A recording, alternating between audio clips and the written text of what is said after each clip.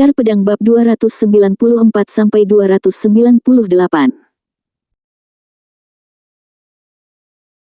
Hu Siping tanpa ekspresi, dengan sikap mengantar tamu, semuanya, tolong jangan diterima di keluarga kami. Zhou Haisheng tidak bergerak, dan tiba-tiba tersenyum dingin. Hu Siping, kamu memaksaku. Seorang pria muda berjas hitam keluar dari belakang Hu Siping tanpa ekspresi, berdiri di depan Zhou Haisheng, dan mengulurkan tangannya untuk memberi isyarat undangan. Karena Tuan telah mengeluarkan perintah untuk mengusir tamu, Anda harus segera pergi, atau jangan salahkan saya karena bersikap kasar. Setelah Zhou Haisheng selesai berbicara, dia membungkuk sedikit ke kerumunan di belakangnya. Seorang pria paruh baya dengan jas abu-abu keluar sebagai tanggapan. Dia kurus dan pucat, seolah-olah kekurangan gizi kronis. Hanya saja aura yang terpancar dari tubuhnya membuat orang tak kuasa menahan rasa bergidik. Qin Fan menyipitkan matanya sedikit, ini sebenarnya seorang pejuang. Ekspresi Xiao Wu muda menjadi serius, dan dia mengepalkan tinjunya ke Tuan Han dan memberi hormat dukun, tolong. Tuan Han memalingkan muka dan mendengus dingin dengan ekspresi jijik, saya hanya orang biasa, saya tidak tertarik sama sekali. Huff, kata-kata kurang ajar.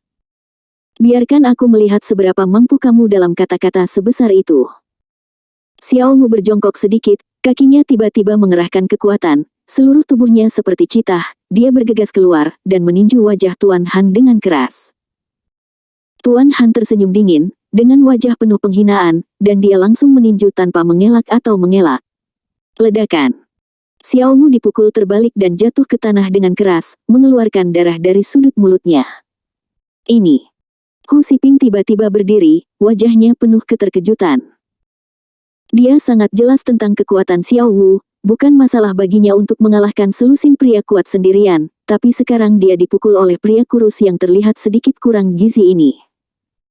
Meskipun Hu Siping tidak mengetahui keberadaan prajurit, dia juga mengerti bahwa kekuatan lawan tidak dapat diduga. Zhou Haisheng tersenyum penuh kemenangan, Hu Siping, apakah kamu sudah menyerah sekarang? Wajah Hu Siping berubah beberapa kali, dan tiba-tiba dia berkata dengan suara yang dalam, Zhou Haisheng, kamu menang. Dan aku akan menjualnya kepadamu di supermarket. Kukan berkata dengan cemas, ayah, bukankah kamu setuju untuk tidak menjualnya? Kamu tidak bisa murah bajingan bermarga Zhou ini.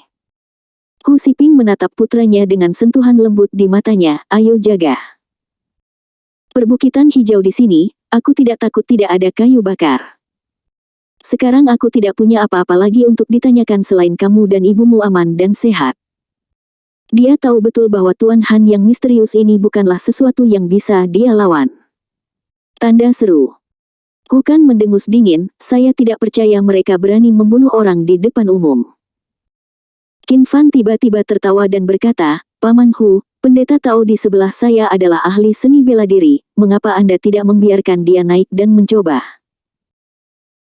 Hu Siping segera menatap pendeta tahu tua di samping Qin Fan, mengerutkan kening dan bertanya-tanya apakah pendeta tahu tua ini bisa melakukannya.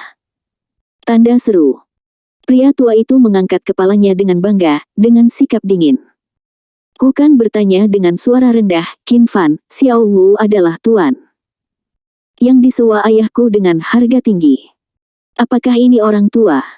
Qin Fan memberi Hukan pandangan meyakinkan, dia baik-baik saja. Pendeta tahu tua itu melangkah keluar dan menatap Tuan Han dengan ekspresi tidak sabar di wajahnya. Tuan Han tersenyum dingin, dengan penghinaan di wajahnya, dan memandang rendah Qin Shou, Oh Taois, tidak apa-apa jika kamu pergi ke tempat lain untuk menggertak dan menipu, kamu tidak beruntung bertemu denganku. Pendeta tahu tua itu tidak repot-repot berbicara dengannya sama sekali, dia hanya melangkah keluar, dan saat berikutnya dia muncul di depan Tuan Han, dan menamparnya. Tuan Han mengangkat kepalanya dan memuntahkan seteguk darah, merosot ke tanah karena malu, dan berteriak ngeri, dalam, alam dalam. Tuan. Pendeta tahu tua itu meliriknya, mendengus dengan angkuh, bahkan tidak mau menanggapi, dan berjalan kembali untuk berdiri di belakang Qin Fan. Seorang seniman bela diri orang luar, dengan kondisinya saat ini, seperti orang dewasa yang mengintimidasi seorang anak taman kanak-kanak. Seluruh hadirin terdiam. Kukan adalah orang pertama yang berseru kaget, Tuan, Tuan. Qin Fan, Anda beruntung. Di mana Anda mengundang Tuan yang begitu kuat? Hu Siping kembali ke akal sehatnya, dan buru-buru membungkuk.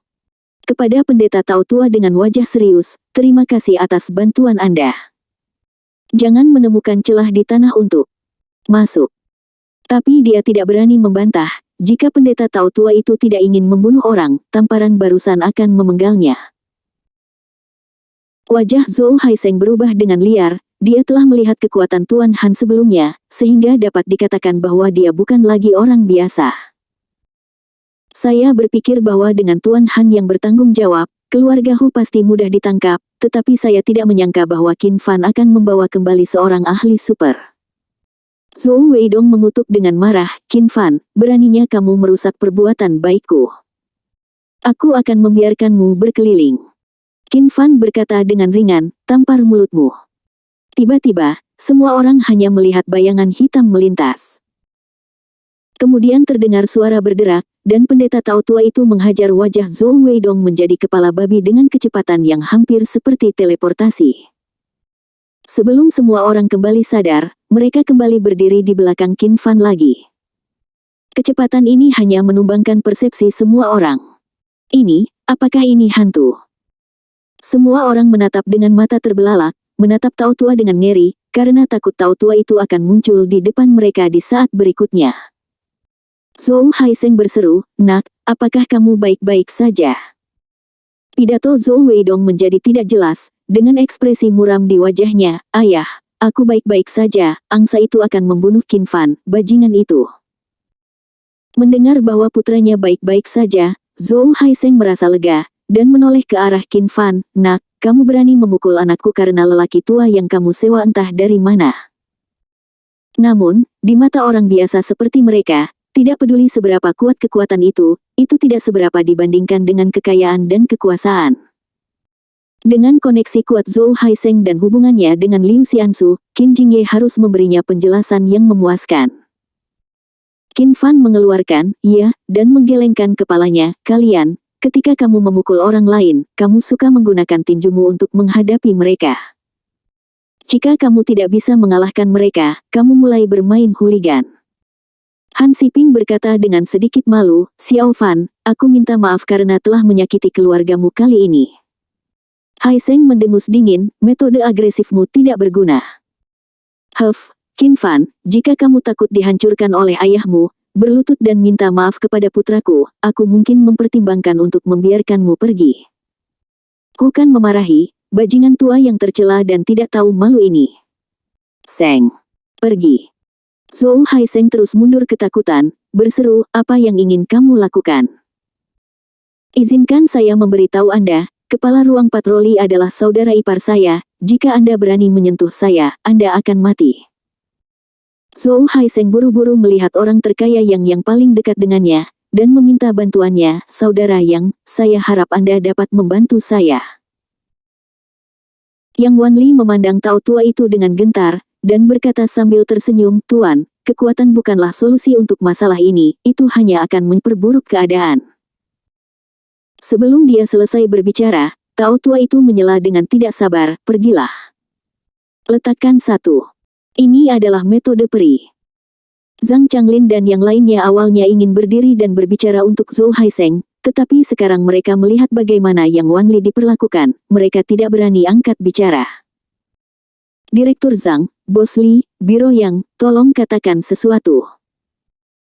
Meskipun Zhou Haisheng kesal karena mereka tidak melangkah maju untuk membantu saat ini, dia hanya bisa menahan amarahnya dan meminta bantuan dari beberapa orang. Namun, Zhang Changlin dan yang lainnya ketakutan, beraninya mereka membantunya.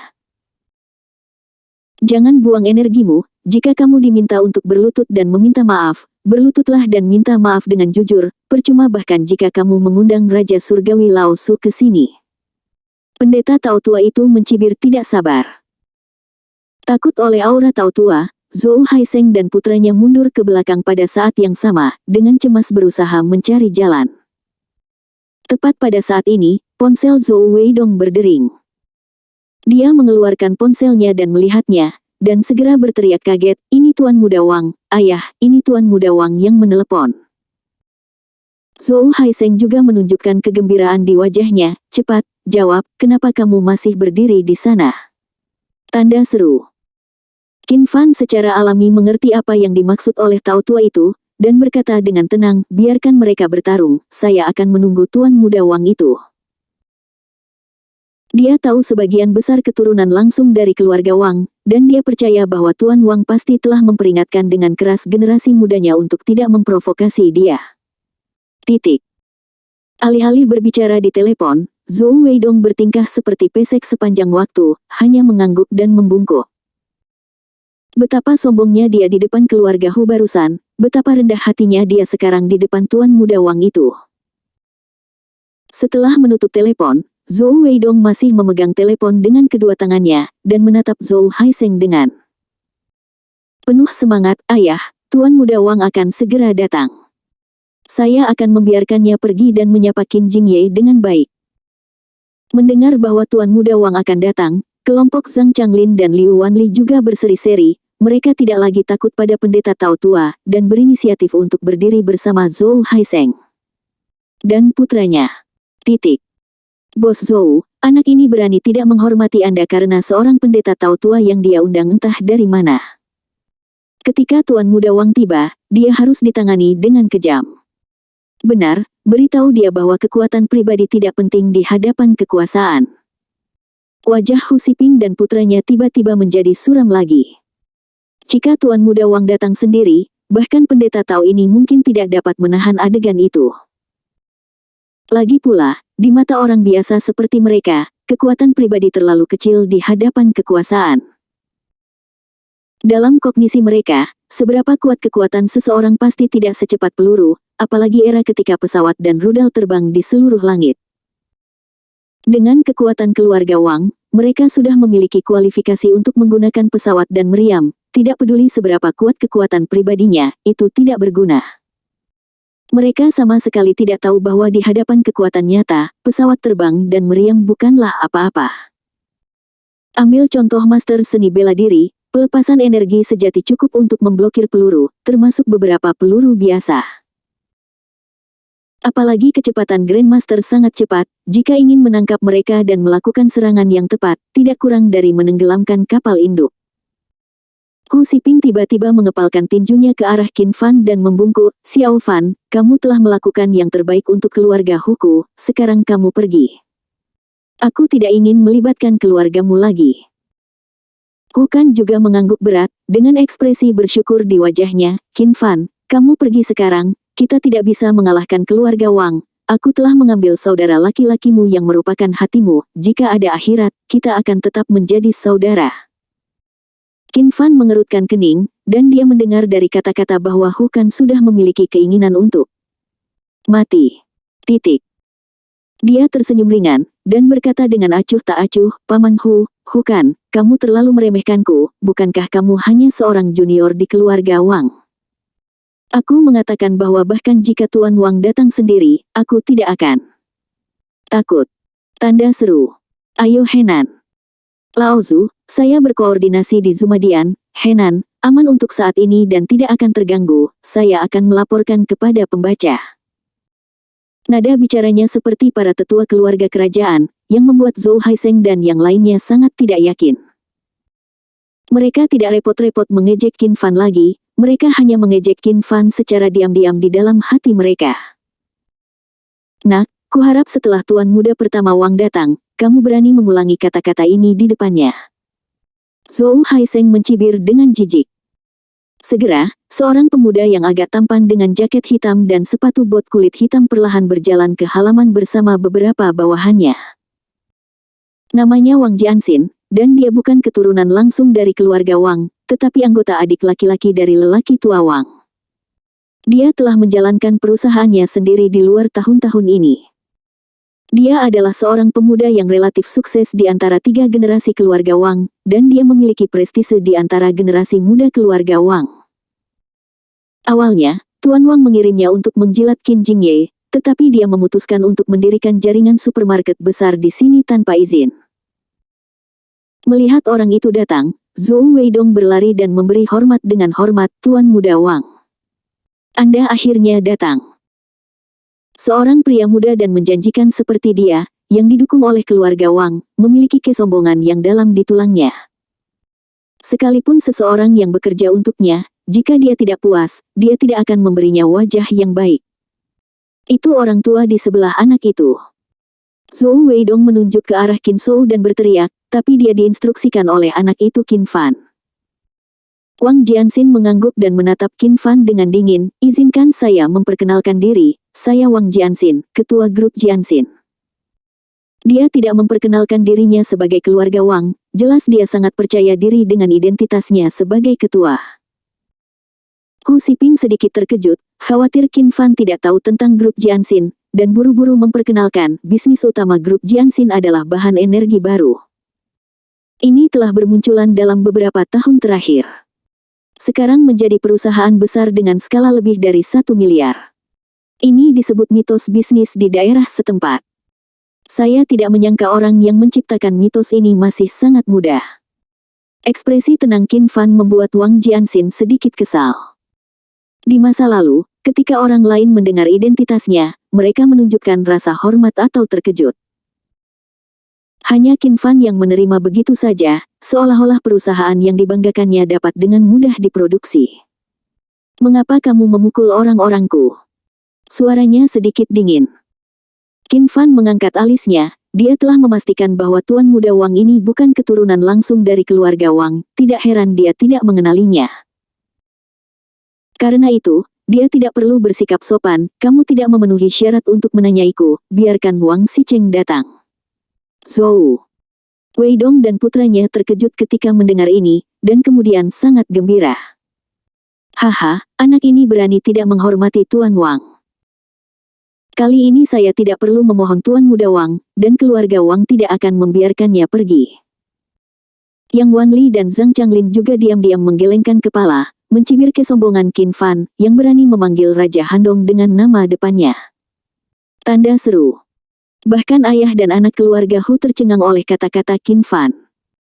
Hu Kan tersenyum kecut di dalam hatinya, Xiao Fan, apakah dia akan berperang melawan keluarga Wang?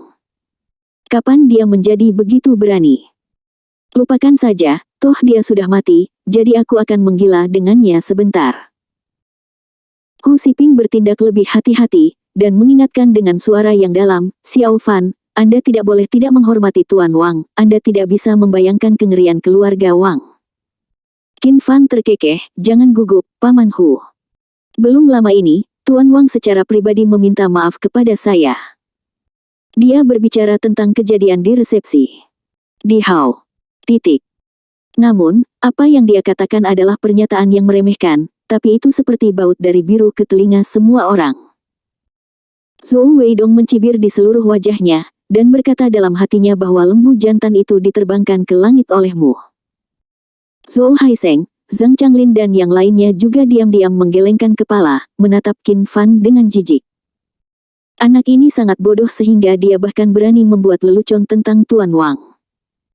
Kata-kata Wang Jianxin meledak di dahinya dengan marah, nak, kamu berani mempermalukan kakekku. Itu tidak bisa dimaafkan. Zhou Weidong buru-buru mengingatkan, Tuan Wang, lelaki tua di sekitar anak ini sangat kuat, kamu harus berhati-hati. Wang Jianxin tersenyum dingin, tidak peduli seberapa kuat dia tidak bisa menghentikan pelurunya. Mengeluarkan 2 pistol dari tangannya, mengarahkan moncong gelap ke Qin Fan dan pendeta. Tao. Tua. Titik. Ya Tuhan, itu sebenarnya pistol. Semua orang menjadi pucat karena terkejut, tetapi mereka seperti yang diharapkan. Keluarga Wang benar-benar memiliki kualifikasi untuk memegang senjata. Anak laki-laki bernama Qin Fan ini sudah mati. Qin Fan minum teh dengan santai, seolah-olah pistol di tangan mereka adalah mainan anak-anak. Di hadapan Wang Lao, saya akan memberi Anda kesempatan untuk meletakkan besi tembaga yang rusak ini, jika tidak ada yang akan menyelamatkan Anda hari ini. Karakter besar yang telah mengalami 100 pertempuran, tetapi hari ini dia melihat seorang anak laki-laki berusia 18 tahun. Titik. Apakah kamu tidak takut? Dia tidak bisa menahan diri untuk bertanya dengan rasa ingin tahu. Qin Fan terkekeh, hubungi kakekmu dan kamu akan tahu jika aku takut. Wang Jianxin ragu sejenak, lalu mengeluarkan ponselnya dan memutar nomor Tuan Wang. Nalar mengatakan kepadanya bahwa pemuda di depannya sama sekali tidak sederhana. Kakek, apakah kamu mengenali seorang pria bernama Qin Fan? Begitu dia selesai berbicara, semua orang melihat ponsel Wang Jianxin jatuh ke tanah dengan bunyi gedebuk, dan layarnya pecah. Wajahnya berubah lagi dan lagi, tatapan yang dia lihat pada Qin Fan berubah dari kaget, menjadi takut, menjadi menyesal. Apa yang terjadi dengan Tuan Muda Wang? Apakah anak ini benar-benar mengenal Tuan Wang? Adapun apa yang dikatakan Qin Fan tentang Tuan Wang secara pribadi meminta maaf kepadanya, semua orang pasti tidak mempercayainya, tetapi jika Qin Fan bertemu Tuan Wang berdasarkan suatu kebetulan, akan lebih mudah bagi semua orang untuk menerimanya. Wang Jianxin tiba-tiba berteriak dengan dingin pada bawahannya, singkirkan pistolnya. Lalu dia melangkah maju, berjalan ke arah Qin Fan, dan membungkuk memberi hormat. Wang Jianxin memiliki mata buta dan menyinggung Tuan Chen, dan saya harap Tuan Chen akan memaafkannya. Cak. Zhou Haisheng dan putranya melihat pemandangan ini dengan kaget dan tidak nyaman seolah-olah mereka telah memakan lalat. Zhang Changlin, Yang Wanli dan yang lainnya tiba-tiba berdiri dari kursi mereka dengan wajah tidak percaya. Hu Xiping dan Hu Kan juga membuka mulut mereka begitu lebar hingga bola mata mereka hampir jatuh ke tanah. Apa yang terjadi?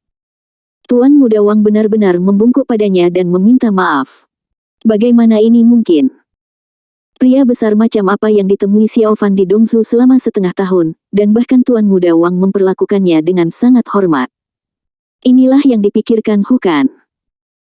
Namun, yang lebih mengejutkan semua orang adalah kalimat Wang Jianxin berikutnya, kakek buyut saya ada di Wisma Tamu Kabupaten Qingshan sekarang. Dia akan segera datang menemui Anda dan meminta maaf kepada Anda secara langsung. Plop. Tanda seru. Zhou Haisheng merasa matanya gelap, dan dia hampir jatuh ke tanah. Zhou Weidong membuka mulutnya lebar-lebar dan membatu di tempat. Zhang Changlin, Yang Wanli dan yang lainnya merasa bahwa petir menghantam kepala mereka di tempat, dan otak mereka membeku di tempat. Xiping dan putranya juga duduk merosot di kursi, wajah mereka kusam. Penonton terdiam. Qin Fan, di sisi lain, sepertinya tidak berniat menerima permintaan maaf Tuan Muda Wang sama sekali. Dia minum teh dengan santai dan berkata dengan ringan, "Oke, saya akan menunggunya di sini." Merasakan bahwa Qin Fan sepertinya masih marah, Tuan Muda Wang hanya bisa terus membungkuk dan memberi hormat, tidak berani bangun sama sekali, seperti anak kecil yang melakukan kesalahan dan dihukum oleh orang yang lebih tua. Titik. Adegan ini tidak diragukan lagi meningkatkan dampak pada tokoh-tokoh besar Kabupaten Qingshan di tempat kejadian. Siapa dia? Apa yang terjadi? Mengapa keluarga Wang yang terkenal di Handong sangat menghormatinya? Ayah dan anak Zhou, Zhang Changlin dan yang lainnya, termasuk ayah dan anak Hu Kan, semuanya menjadi 100.000 mengapa saat ini. Cukup, siapa aku? Di mana saya? Kebingungan. Untuk kali berikutnya, Qin Fan masih menyeruput teh dengan santai. Tuan Muda Wang masih mempertahankan postur membungkuk dan memberi hormat, punggungnya sakit dan kakinya gemetar. Di musim dingin, ayah dan anak Zhou bermandikan keringat dingin, terus-menerus menyeka, terus-menerus menyeka. Meskipun Zhang Changlin dan Yang Wanli ingin meninggalkan tempat yang benar dan salah ini, kaki mereka sepertinya dipenuhi timah, dan mereka tidak bisa bergerak sama sekali. Setelah beberapa menit menunggu, rasanya seperti berabad-abad. Haha, Tuan Qin, lelaki tua itu mengambil kebebasan untuk datang berkunjung, saya harap Anda tidak tersinggung. Akhirnya, tawa hangat memecahkan kesunyian di halaman. Tuan Wang hanya mengenakan pakaian olahraga hitam dan sepasang sepatu kain hitam, dan berjalan sendirian. Dia bahkan tidak melihat tembakan besar di Kabupaten Qingshan di halaman. Dia berjalan ke Qin Fan, melirik Wang Jianxin yang sedang membungkuk dan memberi hormat, dan segera mengerutkan kening. Tuan Qin, apa yang terjadi? Apakah saya, keturunan saya yang tidak layak, menyinggung perasaan Anda?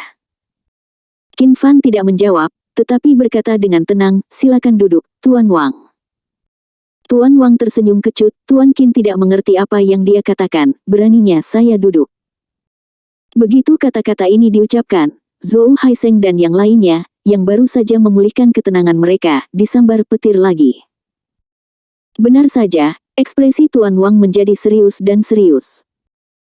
Jika itu adalah prajurit yang ditodong dengan senjata, itu adalah rasa malu dan penghinaan yang besar bagi prajurit tersebut. Biasanya dia akan langsung membunuh pihak lain sebelum dia menyerah. Dan status Qin Fan jauh lebih tinggi daripada seniman bela diri. Bahkan master seni bela diri biasa tidak masalah baginya, tapi sekarang dia ditunjuk oleh salah satu cucunya. Wang Lao tidak berani memikirkannya lagi.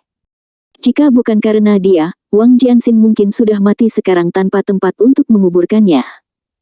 Titik. Memikirkan hal ini, dia menendang Wang Jianxin ke tanah dan mengutuk, "Kamu bajingan, yang memberimu keberanian untuk tidak menghormati Tuan Qin." Faktanya, apa yang Tuan Wang katakan barusan adalah untuk menguji reaksi Qin Fan. Jelas, Qin Fan benar-benar marah. Jika dia tidak menunjukkan ketulusan, Qin Fan tidak akan memaafkannya. Tuan Wang berbalik dan menatap Wang Jianxin meskipun cucu ini bukan keturunan langsungnya, dia memang anak kecil yang luar biasa dari keluarga Wang. Dia juga merasa sedikit tak tertahankan. Tetapi untuk membuat Qin Fan memaafkan, dia harus menghadapinya dengan tegas. Wang Jianxin, sebagai anak dari keluarga Wang, Anda memiliki mata buta dan menyinggung penyelamat keluarga Wang saya. Hari ini saya meminta hukum keluarga sebagai hukuman. Mendengar hukum keluarga, Tuan Muda Wang tiba-tiba menjadi ketakutan, seolah-olah dia telah menghadapi sesuatu yang mengerikan. Titik. Tidak heran jika Wang Dasao kehilangan ketenangannya begitu dia mendengar tentang hukum keluarga. Tuan Wang ingin memaafkannya, tetapi Qin Fan tidak berani memaafkannya jika dia tidak mengatakan apa-apa. Dia berkata dengan dingin, "Untuk pelanggaran pertamamu, aku hanya memaksakan hukum keluarga, memenggal kepala tangan dan kakimu untuk menyelamatkan hidupmu." Wang Jianxin merosot ke tanah dengan ketakutan, dan meratap, "Kakek, ada apa denganku sehingga aku ingin memotong tangan dan kaki? Aku hanya tidak menghormatinya dan tidak menyakitinya. Ada apa denganmu?" "Ah!" Tanda seru. Namun, tanpa persetujuan Qin Fan, Tuan Wang tidak akan mengungkapkan identitas Qin Fan di depan umum. Tuan Qin adalah penyelamatku. Dia tidak hanya menyelamatkan nyawaku, tetapi juga nyawa istriku dan nyawa putraku. Tanda seru. Setelah selesai berbicara, Wang berjalan ke arahnya dengan ekspresi muram, dan menginjak kaki kiri Wang Jianxin di bawah tatapan ngeri Wang Jianxin. Klik. Tuan Muda Wang kehilangan kaki begitu saja. Ternyata ini larangannya. Zhou Haisheng dan semua tokoh besar di Kabupaten Qingshan hampir takut buang air kecil. Untuk pertama kalinya, saya mengalami keagungan hukum keluarga dari keluarga besar. Namun, mereka segera menjadi ketakutan. Landasannya adalah kaki yang patah, jadi bukankah lebih bisa dimengerti untuk memotong tangan? Benar saja, Tuan Wang mengabaikan ratapan Tuan Muda Wang, dan perlahan mengangkat tangan kanannya, penahan kaki telah selesai, dan langkah selanjutnya adalah memotong tangan. Wang Jianxin, ingat, jika Anda ingin menyalahkan, salahkan diri Anda karena buta. Berhenti. Qin Fan meletakkan cangkir tehnya, dan mengatakan sesuatu dengan tenang. Titik. Tuan Wang sangat gembira, yang dia tunggu adalah kata-kata Qin Fan. "Terima kasih, Tuan Qin." Wang Jianxin setengah berlutut di tanah, menekan kebencian di hatinya dan berterima kasih kepada Qin Fan. "Terima kasih Tuan Qin atas pengampunan Anda." Semua orang tercengang. Betapa latar belakang identitas yang kuat untuk dapat melakukan perilaku mendominasi seperti, "Aku memukulmu, tetapi kamu masih harus meminta maaf kepadaku." Qin Fan sekali lagi menyegarkan tingkat keterkejutannya di hati semua orang. Dan Qin Fan masih memiliki ekspresi tidak ada kesedihan atau kegembiraan, dan berkata dengan acuh tak acuh, "Kali ini demi Tuan Wang. Jika ada waktu berikutnya, tidak ada yang bisa menyelamatkanmu." Tuan Wang diam-diam menghela nafas lega, mengetahui bahwa nasib Wang Jianxin terselamatkan. Titik. Zhou Haisheng, Zhou Weidong, dan Zhang Changlin tiba-tiba terkejut. Sekarang Tuan Muda pertama Wang telah ditangani, bukankah giliran mereka selanjutnya? Sudah berakhir, mereka tidak memiliki orang besar seperti Tuan Wang untuk menengahi. Akankah Qin Fan membunuh mereka? Kelopak mata Zhou Haisheng hidup, dan dia segera berlutut di depan Qin Fan dan meminta maaf dengan cara yang paling rendah hati. Tuan Qin, saya buta dan tidak mengenal orang sungguhan. Saya minta maaf kepada Anda. Maafkan saya. Qin Fan bahkan tidak memandangnya, dan berkata dengan nada menghina, minta maaf padaku, apakah kamu pantas menerimanya? Tuan Tua Wang memelototinya, dan berkata dengan berat, pergi, jangan ganggu Tuan Qin. Tanda seru. Yang menyedihkan adalah, dari awal hingga akhir, Qin Fan sama sekali tidak memperhatikannya. Untungnya, Qin Fan memandang rendah dirinya, jadi nyawanya terselamatkan. Qin Fan berdiri dan memandang Hu Xiping dan Hu Kan dengan senyum di wajahnya. Paman Hu, ada yang harus saya lakukan dan saya akan pergi dulu. Anda dapat menyelesaikan sisanya sendiri. Jika Anda memiliki pertanyaan, hubungi saya kapan saja. Hu Xiping juga buru-buru bangun, tubuhnya sedikit membungkuk, dan wajahnya penuh hormat. Oke, terima kasih sedikit. Tuan Qin kali ini. Jika bukan karena Tuan Qin, keluarga Hu akan berada dalam masalah besar. Qin Fan berkata sambil tersenyum, Paman Hu, Anda harus memanggil saya Xiao Fan. Hu Kan. Saya berkata saya akan mencari keadilan untuk Anda, dan sekarang saya telah melakukannya. Sampai jumpa di tempat lama ketika Anda menetap di rumah. Hu Kan sedang memikirkan bagaimana dia akan memperlakukan Qin Fan di masa depan. Mendengar kata-kata Qin Fan, semua pikiran tiba-tiba menghilang. Saya pikir Xiao Fan hanya berbicara dengan santai, tetapi saya tidak berharap dia menyimpannya di dalam hatinya. Ini adalah janji untuk saudaranya. Dia menjawab hampir tanpa sadar, oke, jangan lupa menelepon Su Hao dan saudari Qiao. Tentu saja. Mereka sangat diperlukan. Qin Fan tersenyum, berbalik dan pergi. Hu Xiping melihat kepergian Qin Fan, dan melihat kembali ke putranya yang menyeringai dengan emosi, tiba-tiba sedikit bangga. Hehe, siapa bilang anakku tidak berharga, orang yang dia kenal lebih baik dari gabungan kalian semua. Hahaha, Hu Xiping tertawa senang. Hu Kan juga tertawa. Dia tidak bertanya pada Qin Fan mengapa dia berubah begitu banyak, selama Qin Fan masih saudaranya, tidak peduli apa jadinya Qin Fan, apakah itu penting. Duduk di tanah, Zhou Haisheng tampak frustrasi, dan menghela nafas dalam hatinya, oh, mulai sekarang, situasi di Kabupaten Qingshan akan berubah. Keluarga Qin dan keluarga Hu, saya khawatir tidak ada yang bisa menekan mereka, dan mereka pasti akan terbang ke langit. Ini semua pekerjaan anak itu. Tanda seru. Tiba-tiba, Zhou Haisheng berdiri dan memukul serta menendang Zhou Weidong. Zhou Weidong melolong sebentar, ayah, kenapa kamu memukuliku? Tidak ada alasan, aku hanya ingin mengalahkanmu, itu hanya benar dan pantas bagiku untuk memukul anakku. Tuan Wang tahu bahwa alasan Qin Fan muncul di sini hari ini adalah untuk membela keluarga Hu dan putranya. Karena dia adalah teman Qin Fan, Tuan Wang tidak berani mengabaikannya, tetapi dia tidak sesopan ketika dia menghadapi Qin Fan. Tuan Hu, saya akan membawa Tuan Ling ke keluarga Wang ketika saya punya waktu. Dia menangkupkan tangannya dengan senyum di wajahnya, benar-benar memperlakukan Hu Xiping setara dengan dirinya sendiri. Beraninya Hu Xiping, dia tidak terlalu sombong sehingga dia berani setara dengan lelaki tua dari keluarga Wang di Handong, jadi dia buru-buru membungkuk dan memberi hormat dengan kagum. Terima kasih, Tuan Wang, atas kebaikan Anda. Jika ada kesempatan, saya akan menyiapkan hadiah yang murah hati dan pergi ke rumah Wang untuk bertemu langsung dengan Anda.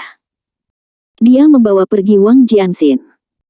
Hu Xiping dan sekelompok orang di halaman menundukkan kepala dengan hormat untuk melihat. Kemudian, tiba saatnya bagi orang-orang seperti Zhang Changlin dan Yang Wanli untuk tampil. Mereka tidak berani menjilat Qin Fan dan Tuan Wang, karena mereka sangat sadar diri dan tahu bahwa Qin Fan dan Tuan Wang bukanlah sesuatu yang bisa disukai oleh orang-orang di level mereka. Zhou Haisheng adalah contoh yang baik, bahkan permintaan maaf pun tidak layak. Namun, mereka bisa menjilat keluarga Hu. Qin Fan dan Hu Kan adalah teman yang sangat baik, selama mereka menjilat keluarga Hu, itu setara dengan berteman dengan Qin Fan yang menyamar. Setelah Qin Fan meninggalkan rumah Hu, dia kembali ke rumahnya sendiri.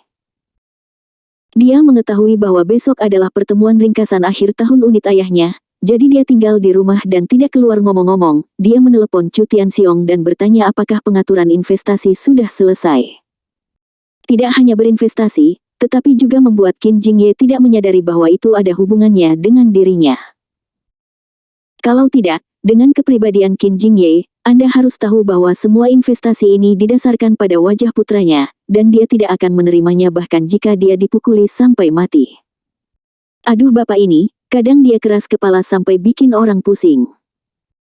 Qin Fan mencubit alisnya, jika seseorang seperti Qin Jingye lahir di zaman kuno, dia pasti akan menjadi pejabat yang baik seperti King Tian Dalord. Tentu saja, dia mungkin telah dikucilkan sepanjang waktu dan meninggal karena depresi. Dan yang terakhir lebih mungkin. Namun dalam masyarakat modern, karakternya lebih tidak menarik lagi, ketika airnya jernih, tidak akan ada ikan. Setelah menerima jawaban tegas dari anjing tua penjilat Chu Tianxiong, Qin Fan menelepon Zheng Suhao dan Xiao Qiao lagi dan memberitahu mereka bahwa keluarga Hu baik-baik saja. Dia pikir dia akan ditangkap dan diinterogasi oleh mereka berdua, tetapi Qin Fan bahkan menyiapkan alasan untuk ini. Tetapi dua orang yang menerima telepon mengatakan kepadanya bahwa Hu Kan telah memberitahu mereka berita itu sejak lama, mengatakan bahwa dia diselamatkan oleh seorang pria besar. Dengan cara ini, Qin Fan menghemat banyak tenaga dalam menjelaskan, dan dia sangat senang. Tapi dia bersih, tetapi di lingkaran atas Kabupaten Qingshan, satu demi satu diledakkan satu demi satu. Malam ini adalah malam tanpa tidur bagi banyak orang penting di Kabupaten Qingshan. Apakah itu lingkaran besar atau lingkaran kecil, semua orang membicarakan tentang apa yang terjadi pada keluarga Hu. Apa yang kamu bicarakan?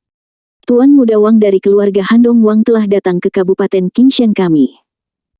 Saya pergi, ini adalah berita besar, apakah sekretaris daerah secara pribadi menerimanya? Apa? Orang tua legendaris Wang juga ada di sini, bagaimana ini mungkin?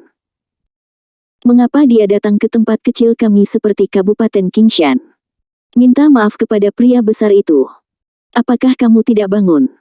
Kepalamu ditendang oleh keledai. Mereka yang mendengar berita itu tidak bisa menahan diri untuk tidak menyiksa jiwa mereka. Pada awalnya,